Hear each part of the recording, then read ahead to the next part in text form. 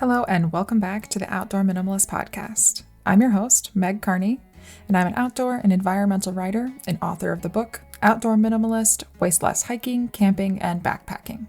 The Outdoor Minimalist podcast has a goal to give listeners actionable ways to waste less hiking, camping, backpacking, and more during every step of their process. Your impact outdoors starts long before you hit the trail and goes beyond leave no trace ethics. You'll learn how to identify sustainable outdoor brands, how to ask hard questions regarding sustainability, and begin to shift and evolve your mindset to integrate minimalism into all of your outdoor pursuits. In episode 62 of the Outdoor Minimalist podcast, we have the chance to chat once again about gear repair. So we have discussed gear repair on the show in the past, but for this episode, we are going to get a bit more in depth to learn about what you should carry in a backcountry gear repair kit, how to save money on gear purchases by learning a few easy repairs, and how to prevent gear failures from happening as often. To help me explain all of these things and more, I had the pleasure of hosting Whitney La Ruffa. Whitney, Allgood La Ruffa, has a long history of long-distance hiking. His first thru-hike of the Appalachian Trail was in 1996, and since then he has logged over 10,000 miles on long-distance trails and routes in the United States and abroad. When not slogging miles out on the trail, Allgood spends his time working at his job as the VP of Sales and Marketing at Six Moon Designs and as an independent director for FarOut Guides. Allgood is also the President Emeritus of ALDHA-West, which is the American Long Distance Hiking Association West, a nonprofit focused on educating others on long-distance hiking and the home of the Triple Crown of hiking. Adventuring plans on your calendar? Remember to grab your Lava Linens travel towel on your way out the door. Founded by a mother-daughter team, Lava Linens crafts durable, luxurious travel towels as a more sustainable and better-performing alternative to microfiber and cotton towels. Powered by flax and hemp, they're designed to be by your side for years to come. Use the code Outdoor Minimalist for 15% off your next order. Thank you for joining me today, Whitney. You have already been such a big help in sharing some of your knowledge in other areas of my life in my Gear RX column for Field and Stream, so I was really excited that you had time to jump onto this show as well. But before we start chatting about all things gear repair, can you tell me a little bit about how you got involved in outdoor recreation and how that fits into your life today? Sure. I think I got involved in outdoor recreation because I grew up in a very rural area of New Hampshire, and out my back door was 3,000 acres of undeveloped property. So pretty much my entire life was playing just out in the woods as a kid. And then when I was about 10 years old, I got into scouting, became an Eagle Scout, spent a lot of time just hiking and camping and canoeing with them. And then at 18, I graduated high school early so I could hike the Appalachian Trail. And from there, I've pretty much pursued a lifetime of outdoor sports, recreation, activities, and finally figured out a way to make it my career later on. That's awesome. We have a lot of people on the show that it has been a big part of their life since childhood, so that is not surprising to me. Yeah. And is that when you started to get more involved in learning about gear repair? Was that something that you were taught as a child, or is that like trial and error when you started through hiking that you had to learn how to do it? I think it probably really started early on with my mother.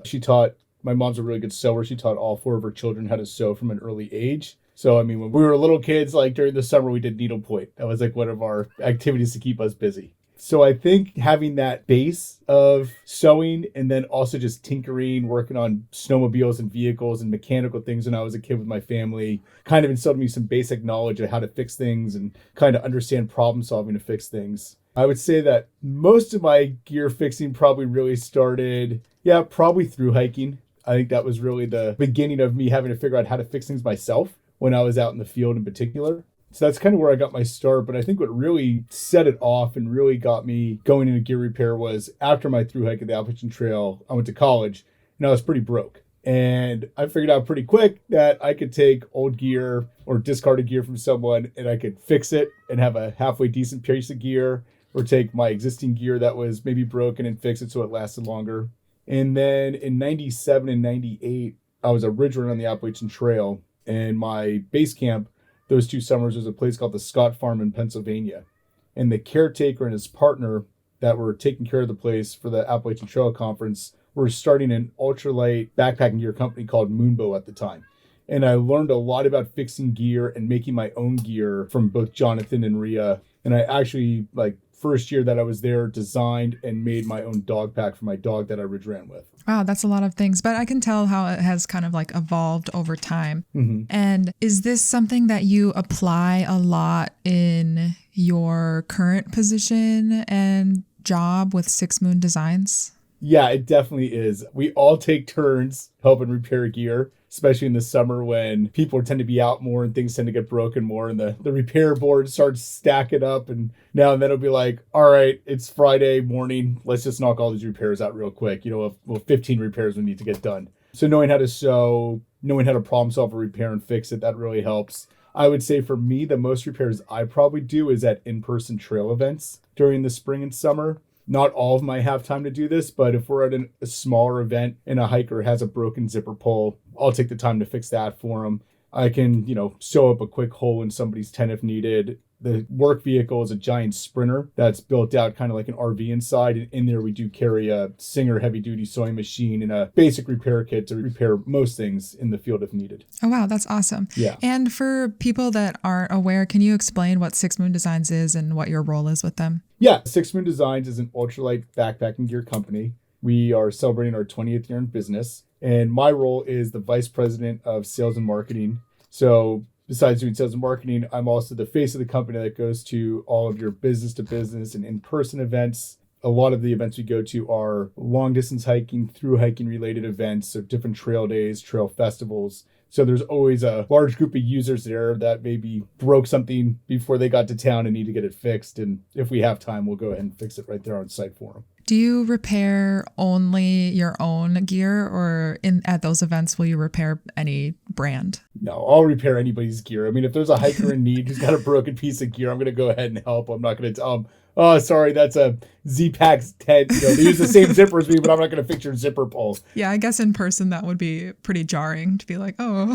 Yeah. I mean, it really just comes down to time. If I have time at the event, I don't mind taking some time or after the event to go and do it. Sometimes our owner, Ron, will travel with me.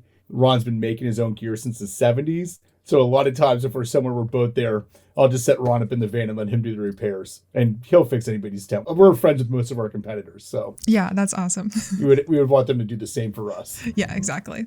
Since you do a lot of different repairs, what is the most common repair that you see as a company, or even the most frequent repair you've had to do on your own gear? I would say as a company, probably our most frequent repair is doing zippers.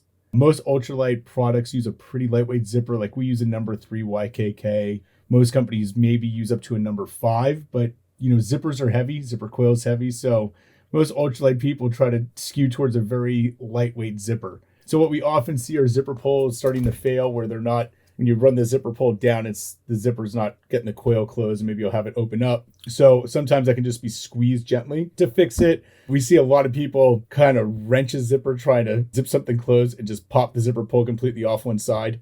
That's probably the most common one we deal with. So that's a pretty easy repair. It's a matter of doing some unstitching and sliding it back on, usually and zipping it back up.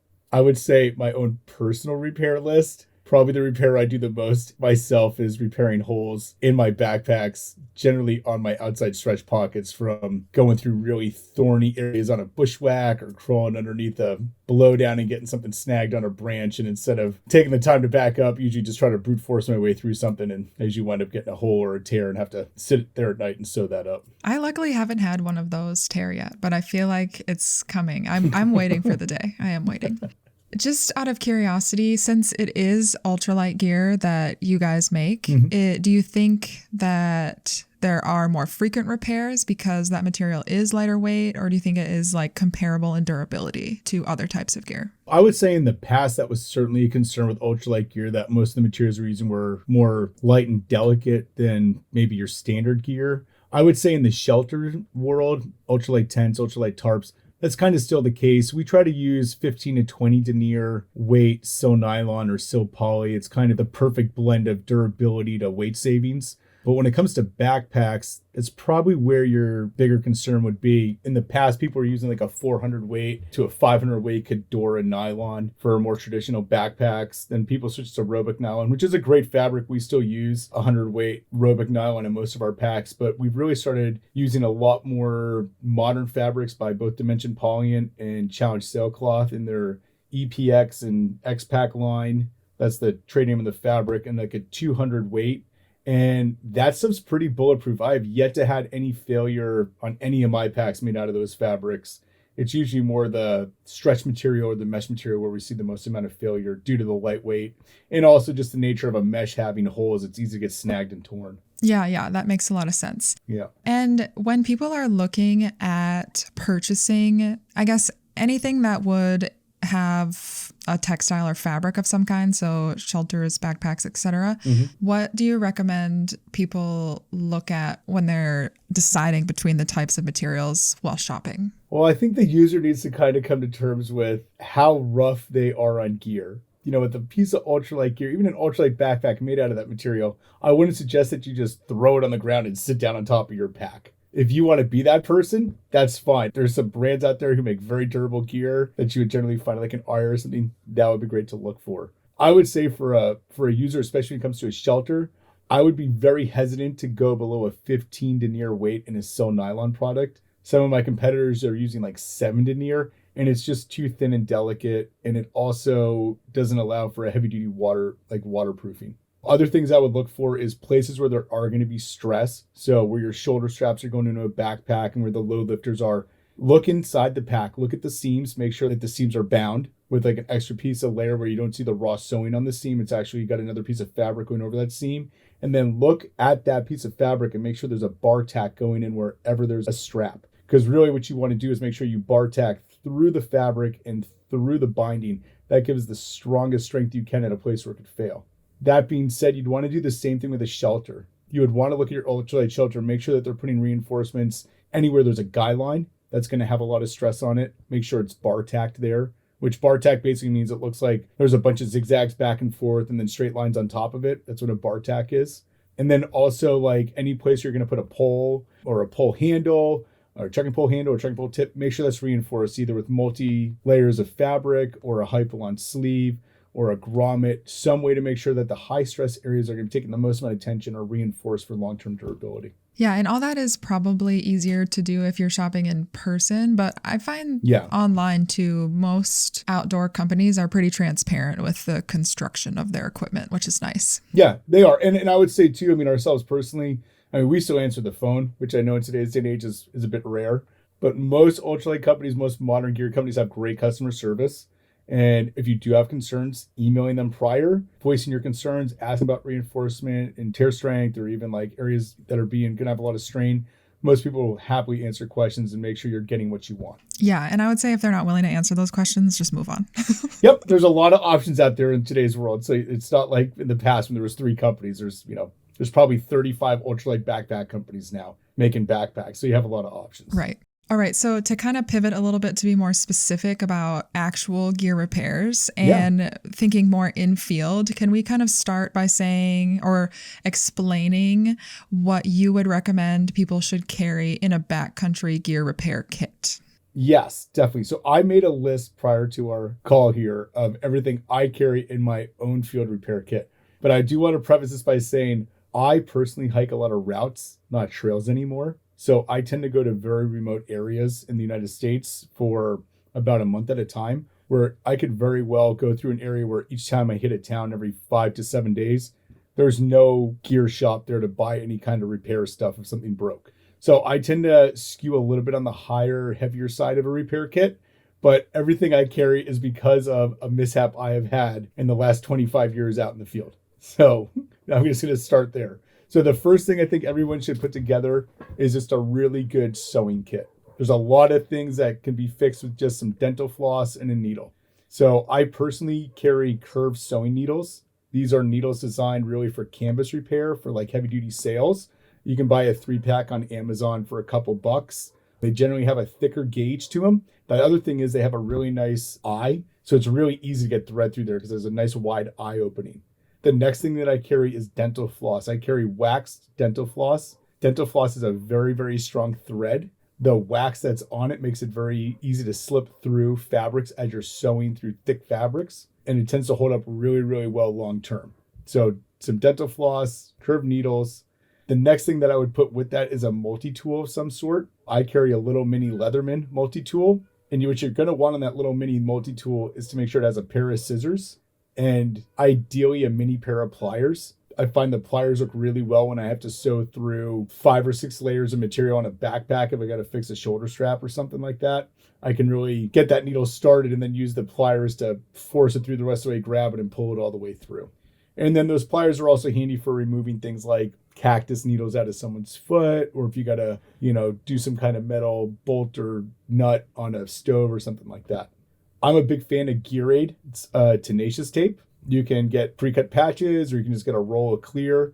Tenacious tape is a great product. It'll stick to just about everything. It'll make almost a permanent repair. I also carry a no-sew patch, just one. If I get a tear in my clothing, I like the no-sews that you go on and then you can throw them in the dryer when you get to town for like 30 seconds and it makes a permanent patch and there's no sewing required, which is nice. I carry a number 3 zipper pull. It's not because I have a number 3 zipper on my shelter. I would try to figure out what your shelter is and what the zipper size is and then get an appropriate pull. There's a great product we carry now on our website called Zlide On, ZLIDE on.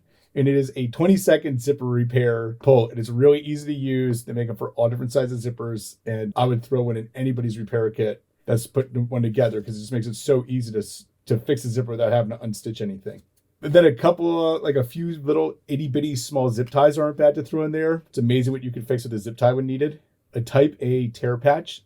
Those usually come with a repair kit for like a thermarest or an inflatable pad. They work really well to fix an inflatable pad out in the field without having to do a lot of work. And then 2 things I personally carry that might be a little on the fringe, but because I have broken things, I carry 1 trekking pole tip for the trekking poles I carry.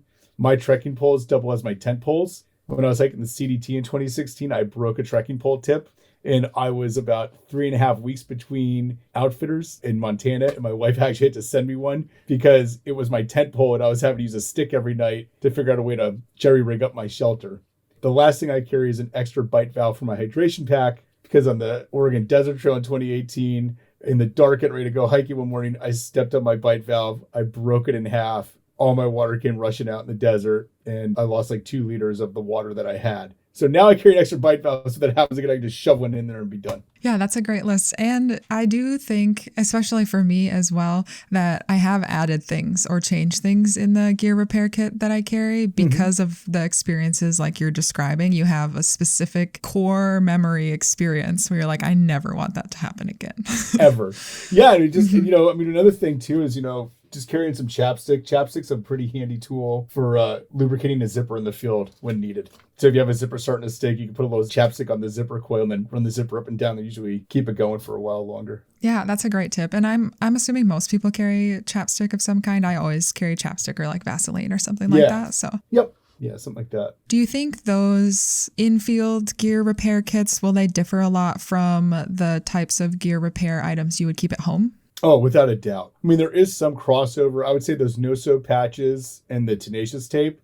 I've used those at home. I've used the no-sew patches. I did a pretty big tear in a down jacket one day. And when I got home, I used that no-sew patch and it's still on that down jacket 2 years later. So they work really, really well. But at home, I have a sewing machine. I'm very fortunate at my office. We have a heavy duty sewing machine and another heavy duty sewing machine set up just to do binding. So I have some pretty big repair stuff I have access to. But at home, I just have a heavy duty Singer. It's like a $150 sewing machine. It's nothing fancy.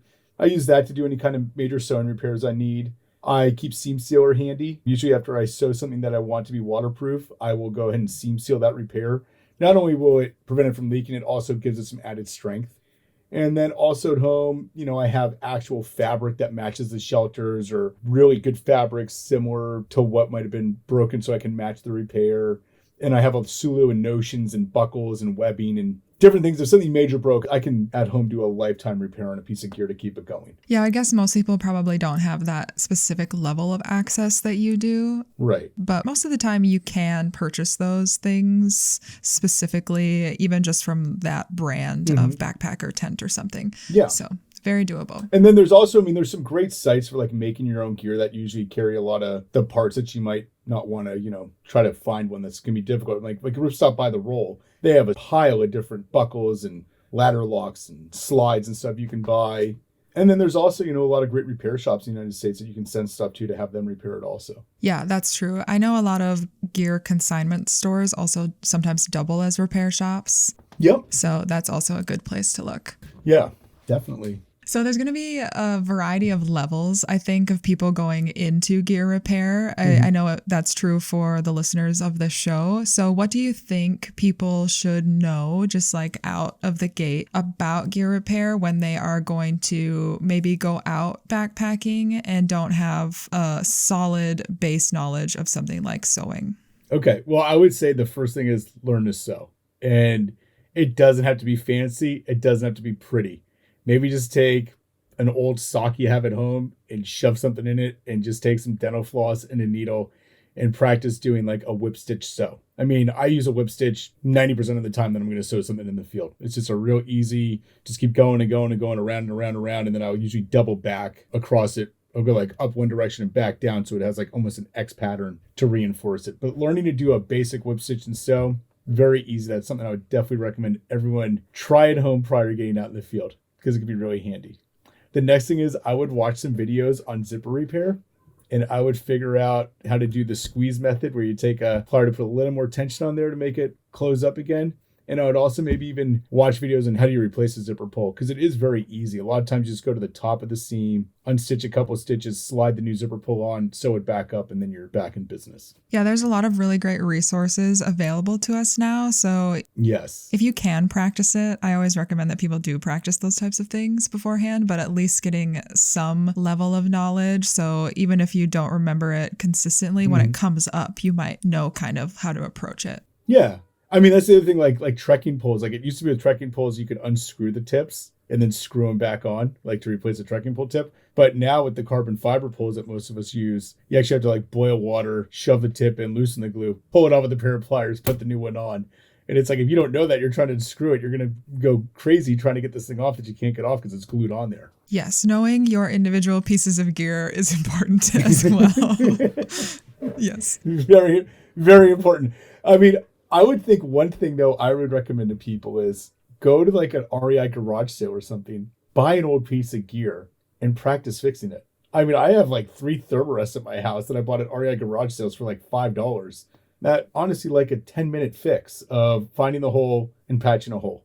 And while it's great to do it at home, but now I know how to do it in the field. So that's a big help. Yeah, and that can be kind of a double down because it also would save you a lot of money. Definitely. There's stuff in my kit that I've definitely picked up at consignment stores or at a garage sale or something like that, that with a little tinkering, a little cleaning up is a great piece of gear you can still use. And, the other thing is I would say, if you really want to get proficient at repairing gear, going to a place like Ripstop by the Roll and buying one of their kits, like a home kit to make, it could be something as simple as a tote bag or a fanny pack or something like that. And doing that project will teach you a ton about not only making your own gear, but then also how to fix gear because you have that knowledge to draw from later on. Yeah, I love that. I should try that. I will also be sure to share the links to a lot of the pieces of repair equipment you're talking about and also to any resources as well, because I know on the Six Moon Designs website, you also have a lot of repair information on there. So people can check that out in the show notes. Yeah, we love to do that because honestly, there's a lot of times where for us, doing a zipper repair, we'll gladly do it, but we'll usually send out the zipper pulls for free or for a couple of dollars if someone's willing to do it themselves. Just because it's a lot easier for everybody to just put 2 zipper pulls in an envelope than send back a whole tent back and forth. Yeah, that's very true. Yeah. So we've been talking a lot about how to actually implement and fix the pieces of gear, but what about preventing those types of gear failures to begin with? Can you talk a little bit about how you can avoid having to repair your equipment as often? So I would say the first thing is given that the trend in the outdoor world has gone lighter and lighter, and I don't feel like ultralight gear is anymore a fringe material. I think it's the mainstream gear most people use. The user does have to realize that ultralight gear does require a little bit more finesse when handling it out in the field. So I would say the first thing is treat your gear nice. Don't throw your pack down on the ground. Don't drag it across sharp rocks. Treat it not with kid gloves, but treat it gently. That's the first step, is treating things nicely. Like I said earlier on, if you're going underneath the blowdown and you feel your pack snagged, maybe stop, pause for a second, take a breath, think, should I back out, try this different angle? Is there a hiking partner who could help me get unsnagged before you just try to muscle right through it and put a big hole in a pack? Then I think the next thing is keeping your gear clean goes a really long way. And it's not just a matter of keeping your zipper clean by scrubbing it out and lubricating it, once a year, which I do recommend doing. I go as far as when I get to town, especially if I'm like a thru hike every couple of weeks, if I'm in town, I'll actually fill up the bathtub with water and I will wash my backpack and my tent to get any grit and grime and salts out of it. Ammonia from somebody's sweat plus salt plus dirt, it's just going to microabrade the fabric as you're using it. So by keeping stuff clean, we can prevent a lot of wear, tear, and repairs that we'd have to do down the field just by keeping stuff clean and dry. And then every year before you put your gear away for the season, I would recommend the same thing. Wash it with Tech Wash. Give it a good rinse. Make sure it's completely dry. Lubricate any zippers. And then store everything in a cool, dry part of your home that's climate controlled. Yeah, knowing that piece about how to effectively clean your gear, I think was a big turning point for me personally. But also, I always recommend that people clean their gear before they store it for the season. And like you said, know how to store it properly. Yeah. In my house, I have a bunch of big plastic bins that I bought that I keep a lot of my gear in. Everything's labeled. And then I have it in a area in our basement with a dehumidifier running. So everything stays dry, but it's all nice and cool and out of the UV and in a nice, good storage facility. Yeah. And if people aren't exactly sure how to store specific pieces of gear properly, I will say most manufacturers will either have that in the instructions right out the bat, or you can find it on their website. So it's accessible. Yes, definitely. Yeah. And I would definitely say on that, just to kind of harp on one in particular, is like water filters. I have a lot of friends who don't properly maintain their water filter. They never understand the first trip out every year why their water filter won't work. It's like, did you back flush it and shake it out and put some bleach through it like they recommend? No, well, that's why it doesn't work.